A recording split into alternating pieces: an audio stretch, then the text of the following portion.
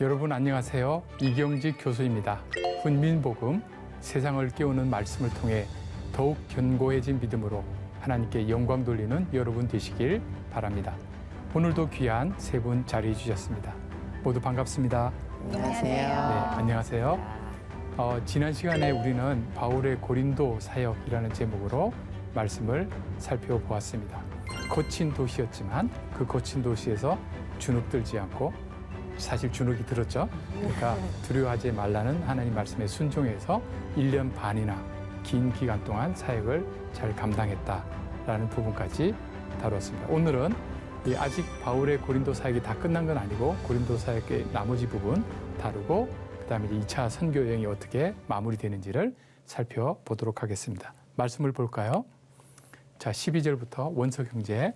갈리오가 아가야 총독되었을 때에 유대인이 일제히 일어나 바울을 대적하여 법정으로 데리고 가서 말하되 이 사람이 율법을 어기면서 하나님을 경외하라고 사람을 권한다 하거늘. 아멘. 아멘. 갈리오라고 하는 사람이 이제 아가야, 이게 지금 고린도가 있는 이 전체 지역, 이 아가야 지역인데 외우기가 좋아요. 어떻게 부르면 돼? 아가야 이렇게 부르면 되죠. 네, 그렇게 이 지역의 총독으로 왔어요. 로마 총독으로 왔어요. 그러니까 그 전까지는 1년 반 동안은 문제를 안 삼다가 새로 총독이 오니까 새로 총독이 부임하면 그동안 쌓아뒀던 민원을, 이전엔 안 들어줬던 민원을 그때 할 때잖아요. 대통령이 바뀌면 그동안 쌓아뒀던 민원 새롭게 이렇게 하듯이 유대인들이 일제히 들고 일어났습니다. 회당장도 예수님 믿고 나갔잖아요. 그렇죠. 타격을 보통 받은 게 아니잖아요. 그러니까 복음을 전하고 많은 사람이 믿고 계속 1년 반 동안 교회를 든든히 세워가고, 이런 것을 보면서 유대인들의 마음에는 이 적개심이 강했던 거죠. 그런데 이전 총독은 이 모든 상황을 알고 있는데 이걸 모르는 새로운 총독이 왔을 때가 찬스다라고 해서 일제히 일어나서 바울을 법정에다가 고발한 겁니다. 그리고 고발한 내용이래요. 이 사람이, 원래 디스맨 이러면 조금 안 좋은 의미죠. 이 사람이 율법을 어기면서 하나님을 경외하라고 한다.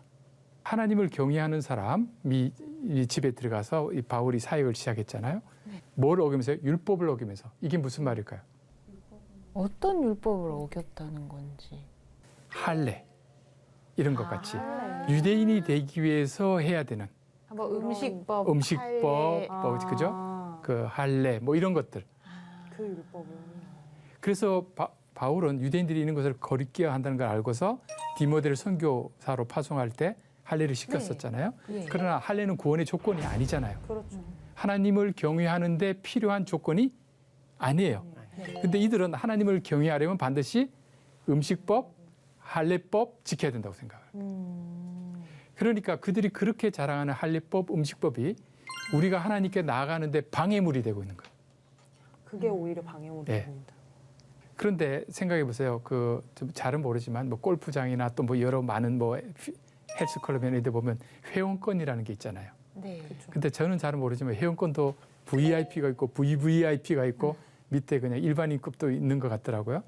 하다못해 신용카드도 뭐 골드카드, 뭐 실버카드 뭐 이런 식으로 나누듯이 똑같이 돈을 계산하는데 카드를 보면 받는 사람이 벌써 다르게 대하듯이. 그럼 그거 하기 위해서 얼마나 많은 걸 쌓아두었겠어요. 얼마나 많이 소비하고 그걸 이용했겠어요. 그런데 나는 VIP 회원권인데 어느 날 처음 온 사람 바로 VIP 줬어요. 기분 좋아요, 안 좋아요? 안 좋죠. 안 좋죠. 그럼 이건 VIP가 아닌데? 이렇게 생각을 하는 거죠. 유대인들은 자기들이 힘들게 지키고 있는, 힘들다는 것을 이거 지키면서도 기꺼워하지 않고 힘들었어요. 계속 힘들 거예요. 그렇지만 남이 더 못하는 거 할 때 뭔가 힘들지만 우월감을 느끼잖아요. 그런데 이거 안 해도 하나님을 믿는데 지장 없다라고 예수님이 그리스도이심을 받아들이기만 하면 된다. 음식법 이거 다 폐했다. 예수 그리스도께서 십자가에서 다 이루셨다. 이렇게 이야기하니까 못 받는 거예요. 유대인들이 복음에 대해서 걸려했던 가장 큰 부분 중에 하나가 바로 자기들이 전통적으로 지키고 우월감을 느끼고 자랑했던 이 율법을 안 지켜도 된다는 것에. 만약에 저 당시에 제가 유대인이었더라도 전 지금 충분히 이해가 가요. 그렇죠. 그 상황들이. 그렇죠. 홍해를 건너고 이 하나님의 역사는 우리 민족의 것인데 이거를 그렇죠. 다른 이에게 값없이 그렇죠. 우리가 이 전통을 지켜왔는데 그렇죠.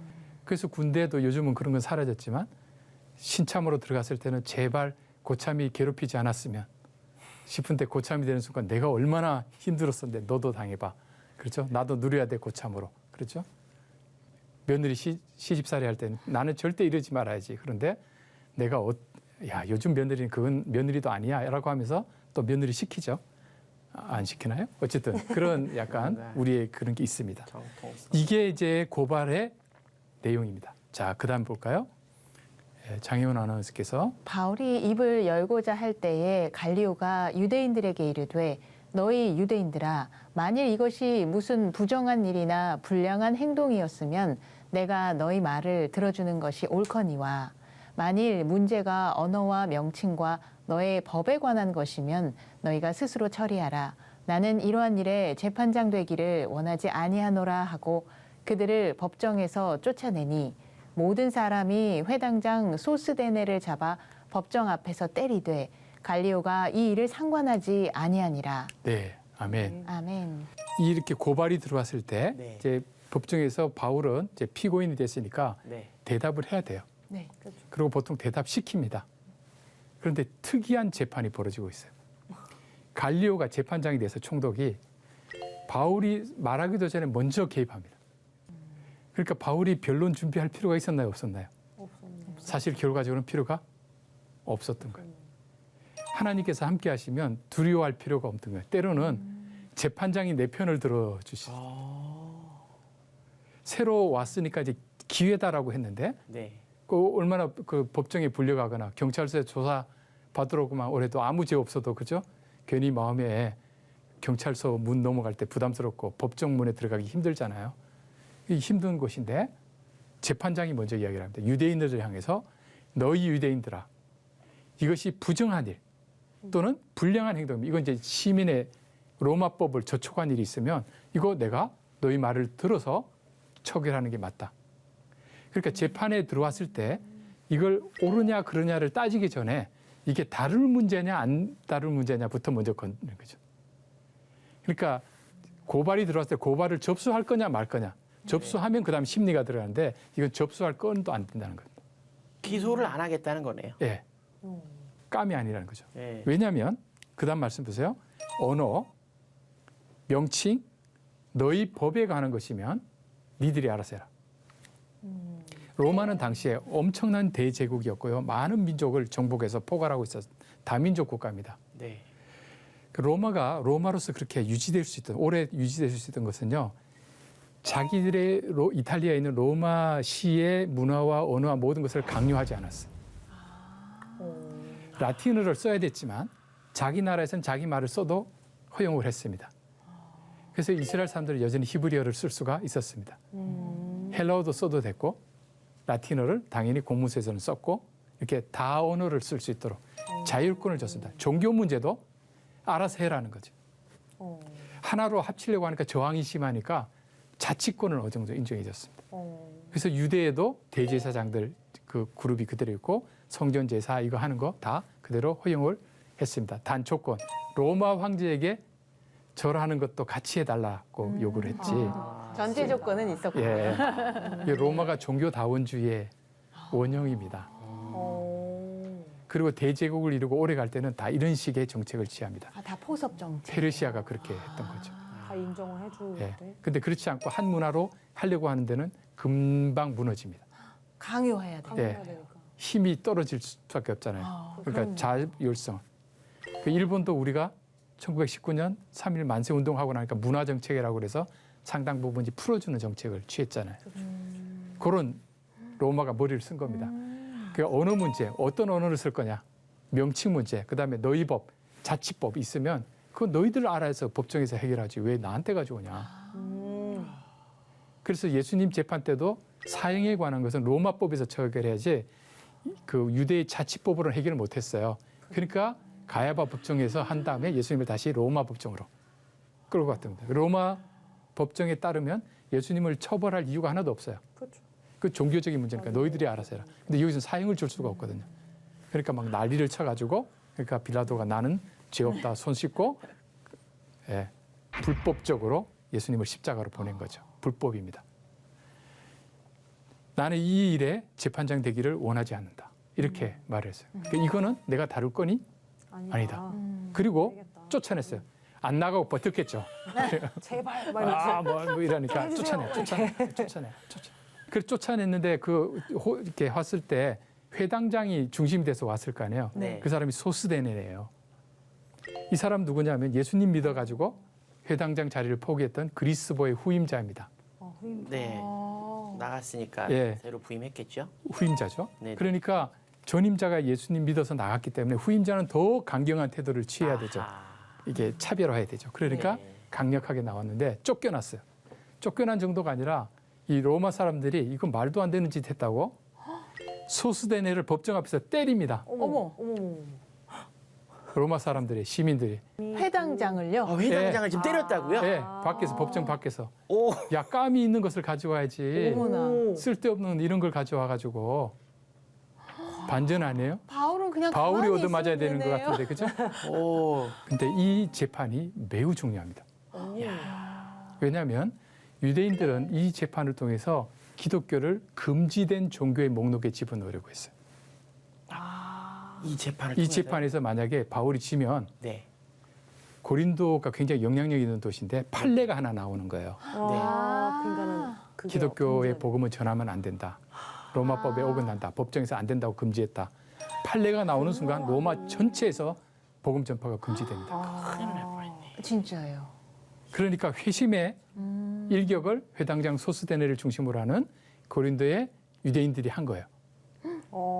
아주 날카로운 공격을 한 거예요. 대참패네요. 이건 뭐 사이다. 어떤 뭐 사회 정치적으로 설명할 수 있는 방법이 없네요. 이건 정말 그냥 하나님의 역사하시는 하나님의 맞아요, 역사입니다. 정말로. 바울이 변론한 것도 아니에요. 네네. 해를 당치 않게 하셨어요. 그런데 그렇게 공격을 해줬기 때문에 이거는 로마법에서 다룰 법이 아니라 자율적으로 자치다.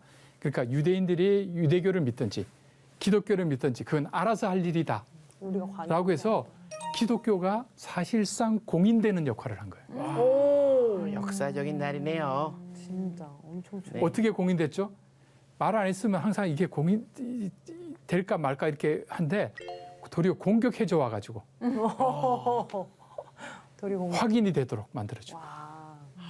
감사하네요. 완전 사이다네, 사이다야. 그렇죠. 감사해요. 세상이 아무리 공격을 해도 하나님께서는 그것을 반전시키셔서 할렐루야. 도리어 복음의 대로가 열리도록 하는 도구로 사용하신다. 아멘. 바울은 하나도 한 게 없어요. 하나님께서 하나님이 하셨습니다. 아멘. 와. 두려워할 필요가 없다. 없습니다. 아멘. 그러니까 우리가 사역을 하다 보면 뭐 별의별 공격이 다 들어와요. 이런 식으로 뭐 저 재판정에다 집어넣겠다, 뭐 하겠다 하고 막 이렇게 고소도 들어오고 막 하잖아요. 두려워할 필요, 꼭 그것 때문에 위축될 필요 없어요. 하나님 이걸 통해서 얼마나 더 놀라운 일을 하시려고 하나. 그 순간은 신경이 쓰이겠지만 법정에 가야 되잖아요. 신경 쓰이겠죠.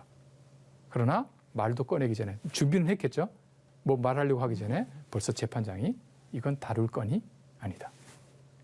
이제 바울은 마음 놓고 로마법에 허용하는 안에서 복음을 전할 수 있는 판례를 하나 손에 쥐게 된 거예요. 와. 할렐루야. 근데 사실요, 그러면 우리가 생각할 거 아니에요. 아, 글라우디오가 굉장히 공정한 재판관이구나. 이걸 이렇게 로마법에 따라서 공정하지가 않아요. 왜 그러냐면 사람들이 회당장 소스덴을 법정 앞에서 때리면 그건 불의한 일이거든요. 네. 말려야 되는데 상관하지 않잖아요.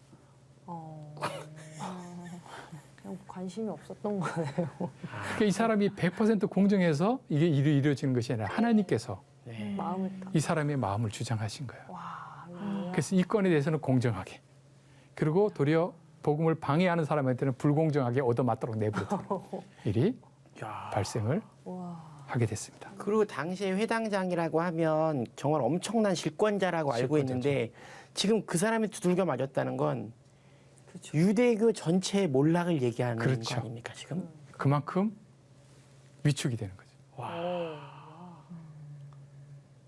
하나님께서 우리가 두렵다고 생각하는 존재가 사실 두려운 존재가 아님을 확인시켜 주시는 놀라운 일이라고 볼 수 있습니다.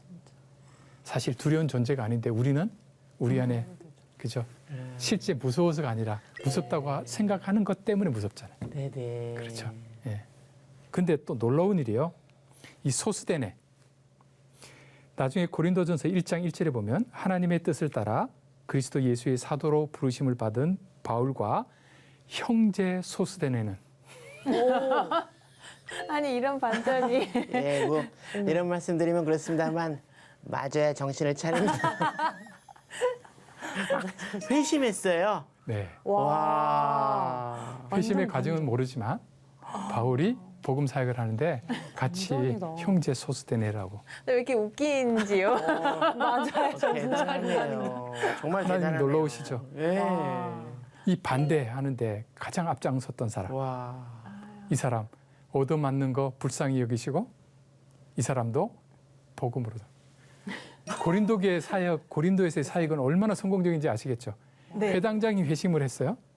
후임자가 선을 분명히 하기 위해서 고소까지 했는데 얻어맞게 하시고 나중에 또 회심해서 복음의 최전선에 서도록 하신 것입니다.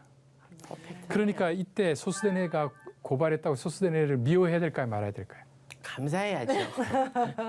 원수같이 보이는 일을 하는 사람도 복음을 들어야 될 대상이고 주님 앞으로 돌아오면 동역자가 될 사람이라는 소망을 놓치지 않아야 할 것입니다. 바울이 그랬었잖아요. 예, 네, 바울이 자기 경험이 가장- 그렇죠. 네, 앞장섰어요. 그렇네요, 진짜. 예.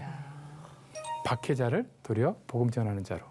그렇죠. 이 사람도 소스데네도 어떻게 보면 박해에 앞장선 사람이죠. 그렇죠. 근데 하나님은 훌륭한 도구로 쓰시고 또 이 도구마저도 또 하나님의 복음의 도구로 또 쓰십니다. 그 다음에요. 19절 읽어보시겠어요? 에베소에 와서 그들을 거기 머물게 하고 자기는 회당에 들어가서 유대인들과 변론하니 여러 사람이 더 오래 있기를 청하되 허락하지 아니하고 작별하여 이르되 만일 하나님의 뜻이면 너희에게 돌아오리라 하고 배를 타고 에베소로 떠나 네. 아멘. 에베소로 왔습니다. 특이한 것은 다른 도시에서는 복음을 전하거든요. 바울이 그냥 돌에 맞거나 뭐 해가지고 쫓겨나는 일이 많아요. 야반도주하기도 하고. 그런데 고린도에서는 억지로 떠나지 않았어요. 쫓겨나지 않았어요. 재판장이 보장까지 해주고 1년 반이나 사역을 했어요.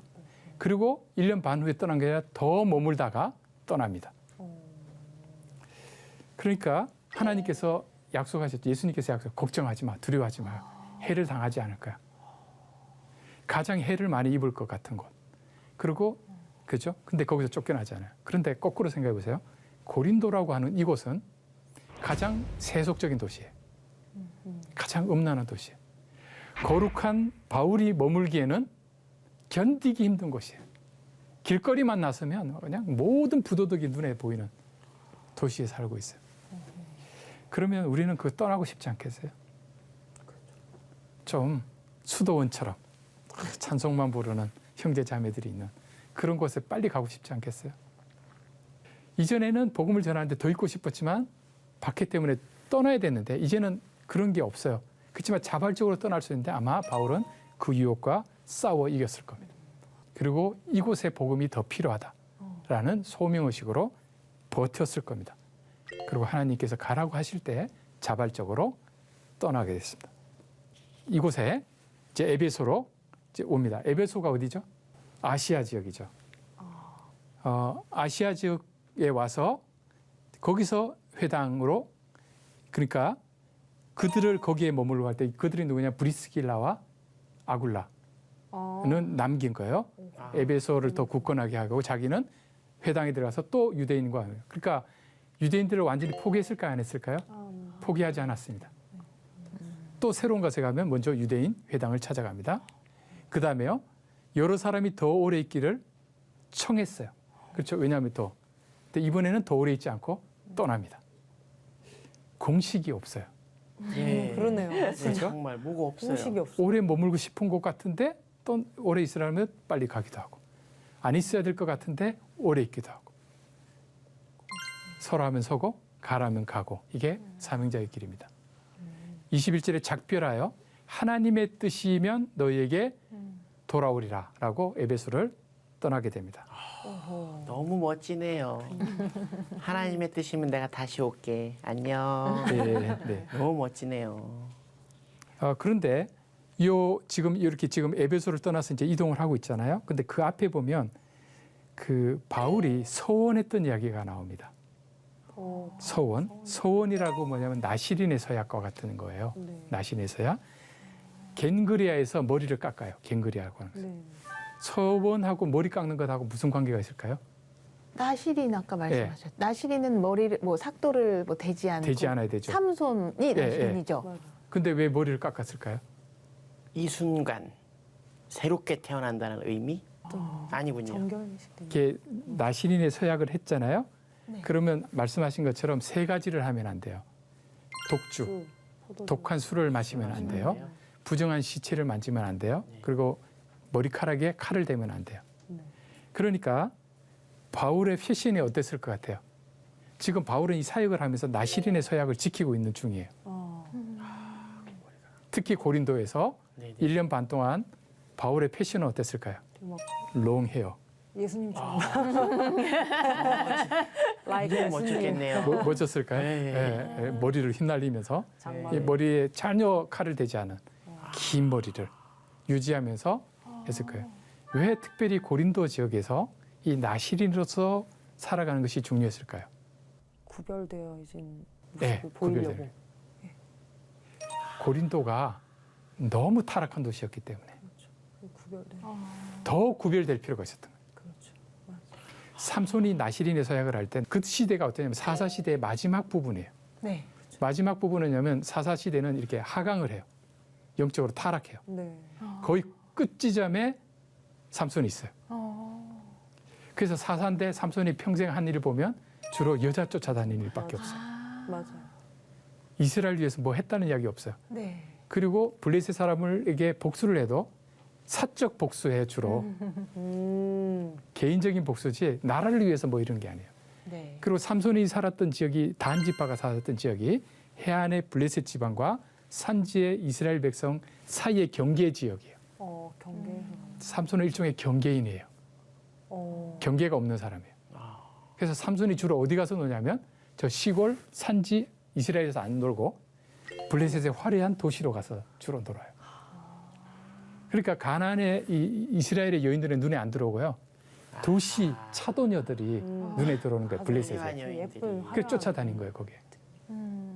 그만큼 이스라엘과 블레셋 사이에 구별이 흐릿했던 시대. 이기 때문에 하나님께서는 나시린으로 세우신 거예요. 구별하기 위해서. 그만큼 이스라엘이 블레셋 문화로 잠식되어 있었다는 것이죠. 그런데 그 나시린의 규약을 첫 번째, 두 번 다 깨죠. 예, 독주도 마시고 딥나에 가서 사자 죽인 다음에 거기에 볼꼴 먹고 시체에서 두 개를 초반에 다 깨죠. 머리카락만 마지막까지 버티었죠. 결국 이것도 무너지죠. 사사인데도 이렇게 무너지는 거예요. 그만큼 혼탁한 시대. 고린도 마찬가지입니다. 여기서 말씀이 순수하게 유지되고 그리스도 교회가 든든히 서기 위해서는 더 구별될 필요가 있는 거예요. 떠나는 게 아니에요. 고린도 안에 살면서 그 혼탁한 공기를 마시면서 순수하게 살아가야 되는 거예요. 쉽지 않겠죠. 맞아요. 오늘날 우리 그리스도인들이 이 그 세속적인 문화 속에서 하나님의 자녀로서의 정체성을 지키고 살아가는 거 쉽지 않아요. 그래서 더 구별되게 살 필요가 있을 수 있습니다. 분리되는 것은 아니지만 그것이 자신의 정체성을 지키는 거예요. 바로 그런 사역을 하고 갱그리아에서 드디어 이 나시린의 사역을 완성했기 때문에 이 긴 머리를 자릅니다. 잘 보관해서 이걸 어디냐면 예루살렘 성전에 가서 바쳐야지 끝납니다. 나시린의 서약이. 그래서 지금 바울은 에베소를 떠나서 어디로 향합니까? 가이사랴에 상륙하여 올라가 교회의 안부를 물은 후에 안디옥으로 내려가서 가이사랴에 상륙해서 교회에 올라가 교회의 안부를 물고 안디옥으로 갔대요. 교회의 안부를 물었다는 어디 교회일까요? 예루살렘 교회입니다.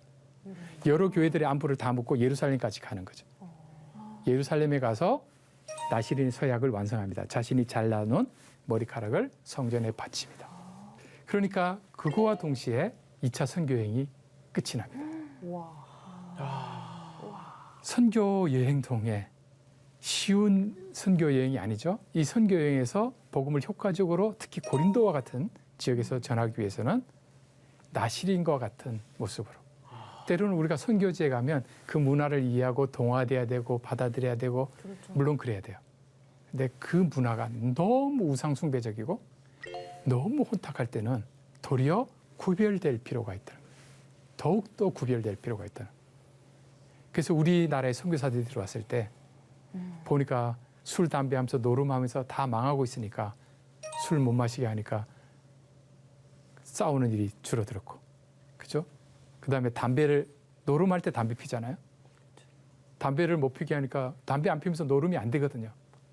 그러니까 이게 노름 안 하니까 빚도 안 지고, 가정들이 건강하게 일어나기 시작하는 거죠. 그죠?